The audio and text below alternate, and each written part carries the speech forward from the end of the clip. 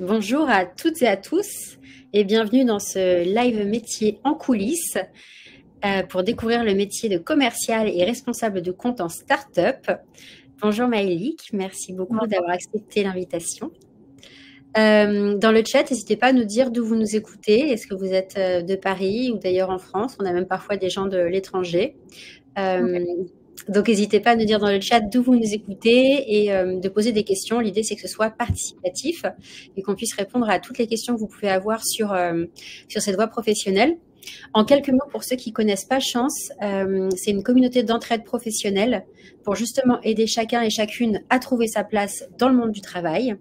Notre offre la plus connue est le bilan de compétences, mais on a aussi Chance Recrutement pour proposer des offres d'emploi adaptées à qui vous êtes. Et on a également la communauté d'entraide 3 minutes pour les autres. Je vous remettrai le lien dans le chat, mais globalement, c'est pouvoir aider et être aidé. C'est gratuit, donc tout le monde peut rejoindre la communauté et c'est un réseau d'entraide professionnelle. Alors, je vois qu'il y a Mathilde qui nous dit bonjour et qui est responsable recrutement chez Skills. Et elle profite pour dire qu'elle recherche des consultants commerciaux en recrutement. Bon, voilà, du coup, il y a déjà des offres d'emploi dans le chat.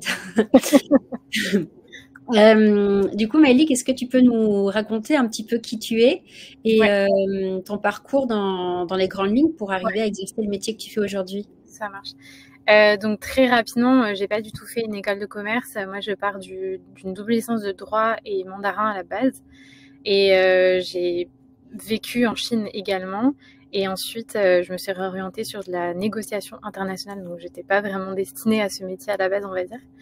Et c'est au fur et à mesure de mes stages et donc de mes premiers emplois que que je suis arrivée en voiture Simone. J'ai fait des stages plutôt commerciaux, marketing, services aux entreprises dans le SEO également, marketing digital, merchandising. Enfin, il y avait un peu de tout finalement. Et j'ai eu un premier emploi de business développeur. Donc, j'ai commencé en tant que commercial il y a de ça 6 ans à peu près. Dans une start-up, et par la suite j'ai continué sur le poste a évolué sur du business development / account management. J'ai continué comme ça et ça fait 4 ans et demi maintenant que je suis en voiture Simone, où j'ai été plutôt sur de l'account management, mais mon profil commercial m'a aidé à arriver sur de la gestion de compte. Et aujourd'hui, je suis team leader en fait de l'équipe account manager, donc qui est composée de 4 agents. Donc je suis très contente d'être en arrivée là en fait. Ok. Donc pour ceux qui découvrent un peu ces voies professionnelles et pour qui le jargon des titres peut être un peu compliqué, est-ce que tu peux nous expliquer ce que c'était quand tu étais business développeur et nous expliquer aujourd'hui ce que c'est quand tu es du coup account manager ou lead account manager? Business développeur, c'est l'équivalent de commercial. Le principe, c'est de faire de la prospection. Donc, on va faire nos listes, on va trouver les personnes qu'on veut contacter et ensuite, on va les contacter. Donc, ça va être de créer un script téléphonique, des scripts email, de voir ce qui fonctionne, ce qui fonctionne pas, d'aller en rendez-vous commercial. Donc, vraiment, c'est du démarchage pur. Et l'idée, c'est de faire signer un contrat à la personne, donc au prospect, pour qu'il devienne client de l'entreprise. Et bien sûr, de faire gagner de l'argent à l'entreprise pour laquelle on travaille. Et parfois, il y a le suivi c'est de la gestion de compte du coup. Donc, c'est ce qu'on appelle account manager. On va faire le suivi de cette personne ou de cette entreprise et on va l'aider. Et l'idéal, c'est de continuer à développer ce compte, soit qu'elle achète un autre abonnement, un autre produit, un autre service en tout cas de l'entreprise. Et ça passe aussi beaucoup par de la relation humaine. Voilà. Ok, très clair, merci beaucoup. Et tu nous parles en voiture Simone. Oui. Est-ce que tu peux nous expliquer en quelques mots ce que c'est et du coup, quelles sont tes typologies de clients? Ouais, en voiture Simone, c'est une plateforme de mise en relation entre des élèves qui veulent passer le permis de conduire et des moniteurs qui sont indépendants. Donc, ils sont à leur compte, ils gèrent eux-mêmes leur planning, ils ont leur véhicule, leur autorisation d'enseigner, donc leur diplôme pour travailler et ils se gèrent complètement. Moi, mes clients, entre guillemets, en fait, c'est des partenaires, donc c'est les enseignants de la conduite et c'est eux qu'on accompagne au quotidien. Et notre façon de fonctionner, c'est de faire en sorte que eux se sentent bien pour que derrière, ça se passe bien pour nos clients et donc, enfin, pour les élèves qui sont nos clients et que le bouche à oreille positif se fasse des deux côtés, donc que ce soit côté client final, donc les élèves, ou nos partenaires, donc les enseignants, puisque encore une fois, ils sont indépendants, donc ils ont totalement le choix de travailler avec nous ou d'autres auto-écoles, et donc il y a de la concurrence et forcément, l'idéal, c'est qu'ils nous choisissent plutôt nous en voiture Simone. Ok. Donc Voilà. toi, en fait, tes deux cibles, ça va être à la fois le B2C avec le client final et à la fois le B2B avec, alors je sais pas trop si c'est du B2B, mais... C'est B2B. Ils sont à leur compte, ils sont soit en micro-entreprise, soit ils ont même une société, ça dépend. Ok. Et c'est 50-50% dans ton travail, les deux? Moi, je suis vraiment focus sur les enseignants, mais la finalité, c'est que les élèves se sentent bien. Mais j'échange exclusivement avec des enseignants et mon équipe aussi. C'est très catégorisé, j'en voiture Simone, sinon on s'y perdrait, je pense. Ouais, effectivement. Puis c'est pas forcément les mêmes manières d'approcher le métier entre B2C et B2B, ouais. Exactement, ouais. C'est pas les mêmes problématiques, c'est pas les mêmes discussions. Enfin voilà, tout est Ouais, différent. exactement. Mais nos équipes collaborent en permanence, bien sûr. Ouais, mais c'est intéressant d'être dans une boîte, je trouve, où tu peux avoir justement les deux pans commerciaux, B2B et B2C, Ouais. parce que tu peux du coup apprendre, enfin en tout cas voir comment ça fonctionne sur les deux côtés, Ouais. quitte à faire aussi de la mobilité interne et de parfois, je sais pas si ça se fait, mais changer d'un pôle à un autre. C'est arrivé, pas moi, mais c'est arrivé, ouais, il y a des personnes qui ont changé de poste, ouais. Enfin, et d'équipe. Donc n'hésitez pas dans le chat, bonjour Pierre, bonjour Nicolas et tous ceux qui ont répondu. N'hésitez pas à poser des questions si vous en avez. Moi, la première qui me vient, c'est donc on a compris que tu n'as pas fait forcément des études qui étaient en lien avec ça. Ouais. Donc c'est chouette parce que ça veut dire que c'est un métier sur lequel on peut se former dans l'entreprise. C'est quoi pour toi les qualités les plus importantes pour bien faire ton métier? De team lead ou vraiment, si on parle vraiment commercial et gestion de compte? Les deux, c'est intéressant. Ouais. Je dirais déjà qu'il faut, pour être commercial, il faut quand même avoir envie de vendre, sinon ça va être très compliqué. C'est Ouais. un peu la base, c'est bateau, mais c'est vrai. Et ensuite, je dirais d'être enthousiaste, enfin voilà, d'être sympathique, d'aimer les gens, parce qu'il faut prendre son téléphone, il faut envoyer des emails, il faut aller à la rencontre des gens. Donc si on est trop introverti, ça sera compliqué, ça va être difficile. Et ensuite, je dirais qu'il faut être quand même organisé, mais ça c'est un peu je pense la base en plein de métiers. Et être inventif. Moi, c'est par exemple quand je regarde pour sur des CV, enfin quand je fais passer des entretiens, c'est ça que je vais chercher, c'est des personnes qui sont inventives et qui arrivent à s'en sortir avec entre guillemets pas grand chose.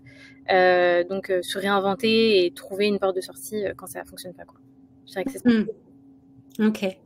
Et le but de ces métiers en coulisses, c'est aussi du coup de raconter la réalité de terrain, avec ses côtés positifs ou moins positifs. Ouais. Et d'ailleurs, ton témoignage pourra être très différent de quelqu'un qui fait le même métier parce qu'on est tous différents. Mais pour toi, c'est quoi ce que tu adores et préfères dans ton métier et ce que tu trouves moins sympa et qui t'enthousiasme moins? Ce que j'adore, c'est vraiment les échanges avec, moi notamment avec mon équipe. Je gère 4 personnes, donc c'est le fait de voir concrètement, de réaliser que je les aide. Donc c'est de sentir que je suis utile. Je pense que c'est ça que je préfère. Et quand j'étais plus en contact, que ce soit des prospects ou des clients, c'était voilà ce contact humain que j'ai toujours aimé. Ce qui peut être plus difficile, ça va être, mais ça fait partie de l'opérationnel, c'est les cas d'urgence, on va dire. Donc quand on a des grosses urgences à gérer, alors bien entendu, moi ce que je dis toujours à mon équipe, c'est que on ne fait pas d'opération à cœur ouvert. Donc il faut se rassurer, voilà, au maximum, ça va être un élève qui est pas content de sa leçon, de son examen. Donc c'est vraiment embêtant, on comprend, mais c'est le maximum qui peut se passer chez nous. Et je dirais quoi, c'est ça, c'est les urgences. Et quand on était aussi dans la partie, ça va beaucoup mieux aujourd'hui, mais dans la partie où on n'avait pas forcément de process bien clair et où il a fallu tout mettre à plat, tout écrire, former aussi, ça prend du temps, il faut trouver les bonnes personnes. Donc je dirais qu'il y a toute cette partie-là qui peut être délicate et qui peut être fatigante à certains moments, ouais, à certaines périodes. Ouais. Et qui effectivement est aussi plus peut-être propre à l'environnement startup. Oui, je pense. Parce que moi, c'est ce que j'aime. J'ai toujours fait des petites structures. Donc, ça dépend vraiment des personnes. Je ne sais pas s'il y a des personnes dans le chat qui sont plutôt sur des grosses structures. Mais oui, il faut rebondir. Il comme je disais tout à l'heure, il faut être inventif. Mais ce qui est bien, c'est qu'on voit d'autres choses et on n'est pas que commercial ou que en gestion de compte. Il y a une question de Pierre dans le chat. Donc, passer d'account manager à team lead d'une équipe de 4 personnes, bravo. Quels sont les plus gros défis que tu as eu en tant que team lead? Je pense que c'est la structuration de mon équipe. Déjà de savoir combien de personnes il nous fallait, quelles étaient les bonnes personnes, être je dirais ferme à certains moments et avoir de l'empathie et être bienveillante. Ça a vraiment été pour moi une découverte d'avoir voilà toute une équipe comme ça à gérer, surtout qu'à un moment on était un peu plus que 4, donc voilà, c'était une grosse charge de travail. Et la structuration des process pour que justement l'équipe puisse monter en compétences et puisse être la plus autonome possible, parce que je sais à quel point ça peut être frustrant de devoir en permanence passer par une personne pour valider quelque chose ou valider une action. Et donc, ça a été cette phase-là qui, ça y est derrière nous. On continue de structurer, bien sûr, mais c'était le plus gros challenge pour moi.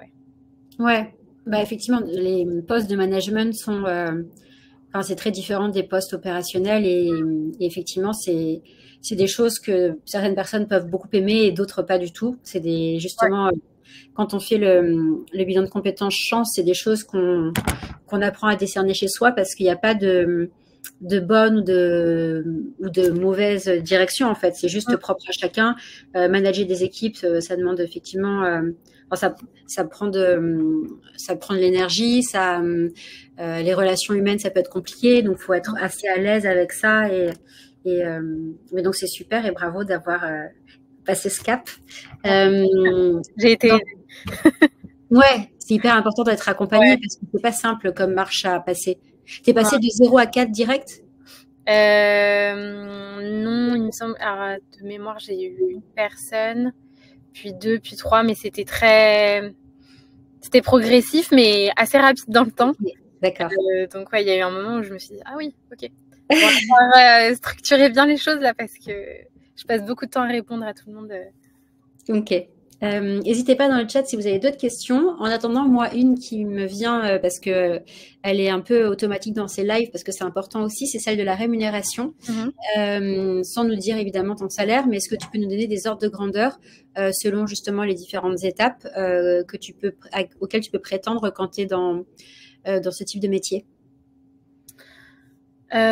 Alors, je sais que quand on démarre de mémoire, parce que c'était un petit peu loin, je pense qu'on est entre. Tout dépend si on y a une variable ou pas. Oui. Quand tu es commercial, tu en as normalement une. Oui. Ça dépend des entreprises, mais en général, il y en a une et c'est peut-être sur ça qu'on peut négocier. Ouais. Je crois que j'ai démarré ma carrière entre 25 et 30 000 euros brut annuels.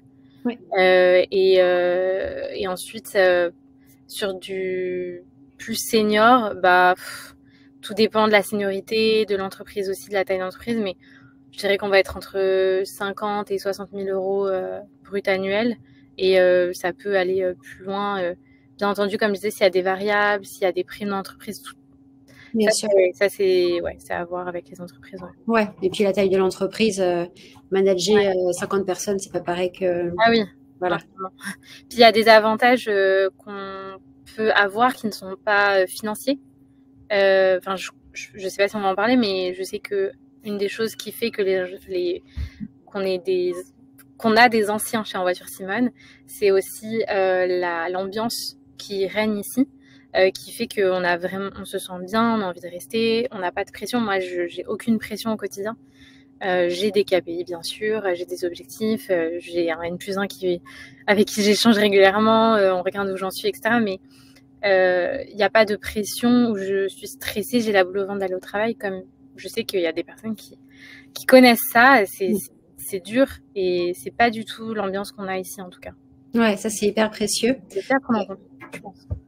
Ouais, c'est hyper précieux parce qu'effectivement, la fonction commerciale, selon là où on l'exerce, peut être assez pressurisante parce qu'il y a les fameux objectifs à atteindre. Même si tous les métiers ont des objectifs à atteindre, mais je pense que la fonction commerciale est particulièrement concernée. Et puis surtout pour le variable qui fait que la rémunération peut être très différente si on atteint ou pas ces objectifs. Ouais, exactement. Justement, pour les piliers chance, nous, la méthode, il y a 4 grands piliers pour décrire un métier. Okay. Enfin, un travail d'ailleurs, parce qu'on dit qu'un travail, c'est pas qu'un métier. Il y a le fameux métier, c'est du coup les tâches et les missions que tu fais au quotidien. Tu as la finalité, ce à quoi tu contribues. Tu as l'environnement de travail. Donc, par exemple, toi, c'est ce que tu nous disais sur, tu es à l'aise dans des petites structures et tu es très particulièrement contente dans celle-ci parce qu'il n'y a pas de pression démesurée et que l'environnement, tu le trouves confortable. Ouais. Et après, il y a les impératifs personnels en termes de temps de trajet, rémunération, télétravail ou pas. Sur le pilier finalité, l'impact, ce à quoi tu contribues, quel sens tu trouves, toi, dans ton métier aujourd'hui? Je me suis beaucoup posé la question. Moi, je suis quelqu'un qui se remet beaucoup en question. Et il y en a deux. La première aujourd'hui que je retrouve, c'est en tant que manager, c'est vraiment la montée en compétence de mes équipes. Je dis mes équipes parce que c'est vraiment séparé en 2 petits pôles. Okay. Donc c'est vraiment de les aider et de voir qu'ils s'épanouissent aussi dans leur mission et qu'ils sont heureux en fait de travailler avec nous. Et la seconde, c'est que les élèves, en fait, nos clients soient contents, qu'ils nous recommandent, qu'ils passent le permis avec nous et qu'ils le passent, on l'espère, le plus rapidement, le plus facilement possible, avec dans les meilleures conditions, parce on a tous entendu autour de nous des histoires avec des moniteurs avec qui ça se passait mal et on n'osait rien dire, etc. Et nous, notre équipe, elle est vraiment là pour ça. On veille à ce que les enseignants aient le meilleur comportement, en tout cas le plus positif possible en leçon, dans les conditions d'une leçon de conduite, pour que les élèves repartent avec la meilleure expérience possible. Je comprends. Merci beaucoup. Pareil, dans le chat, n'hésitez pas si vous avez d'autres questions qu'on pourra faire passer. Il y a beaucoup de gens aussi qui sont venus à ces éditions de Live Métier parce que c'est les fameux métiers qui recrutent. Il y a pas mal d'opportunités sur le marché pour des postes comme celui que tu occupes. Toi, dans les entretiens que tu fais passer, d'après toi, qu'est-ce qui va être important et que tu vas regarder? Est-ce que des profils atypiques, entre guillemets, qui n'ont pas forcément fait ça, tu peux regarder, ou est-ce que vous avez tendance à prendre quand même des personnes qui ont déjà fait ça avant? Quel conseil tu donnerais à des gens qui voudraient postuler? Alors, atypique, ça dépend jusqu'à quel point. C'est-à-dire que si c'est une totale reconversion et qu'il y a 0 expérience, ça pourrait être une difficulté pour nous, c'est sûr. Je donne un exemple concret. J'ai déjà eu une personne qui était développeur web et qui voulait postuler à un poste d'account management, mais alors là en plus on parlait d'un CDI senior, donc il y avait un petit décalage quoi, mais en stage pourquoi pas, enfin il faut voir dans tous les cas.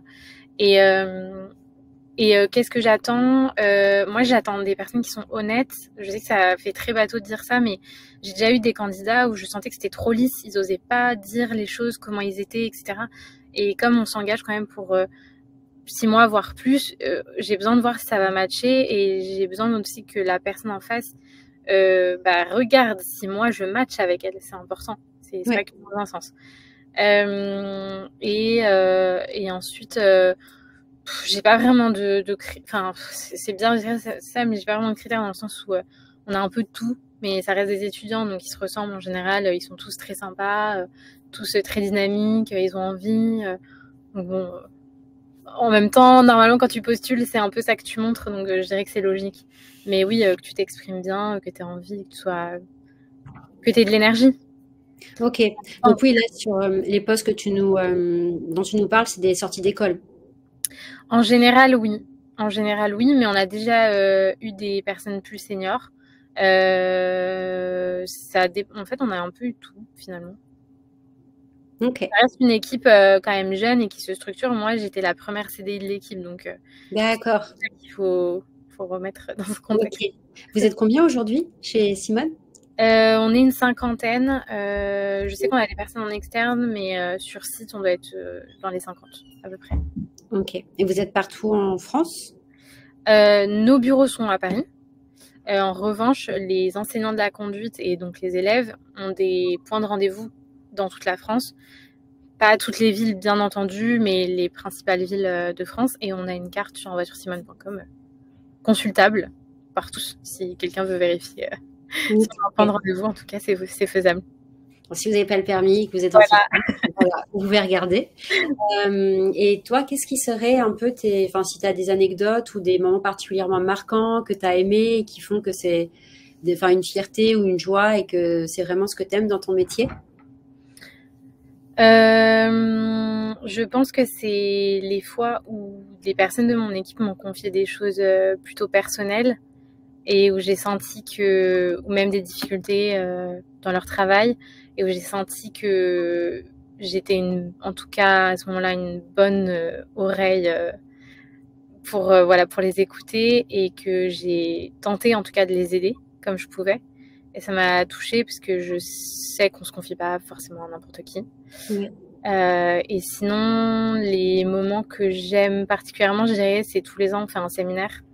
Et c'est un moment où on est tous très proches, peu importe les pôles. Et puis on a toujours les fondateurs qui prennent le temps de nous remercier, de revenir sur les temps forts de l'année. Donc ça, c'est des moments que j'aime beaucoup. Je sens la cohésion d'équipe et ça donne envie de repartir pour une autre année, quoi. C'est chouette. Ouais. Et effectivement, c'est ce que j'ai pu constater sur les métiers de commerciaux. Il y a un esprit d'équipe qui est hyper fort et que l'environnement de travail dans lequel tu fais est effectivement hyper important pour est-ce que tu te sens bien et soudé en équipe, ou est-ce que tu te sens tout seul avec tes objets, quoi. C'est ça. Exactement. Ouais. Super. Et l'autre question, et je me dis en te la posant que c'est pas la plus simple, comment tu te vois d'ici quelques années? Est-ce que en termes de vie pro et de parcours?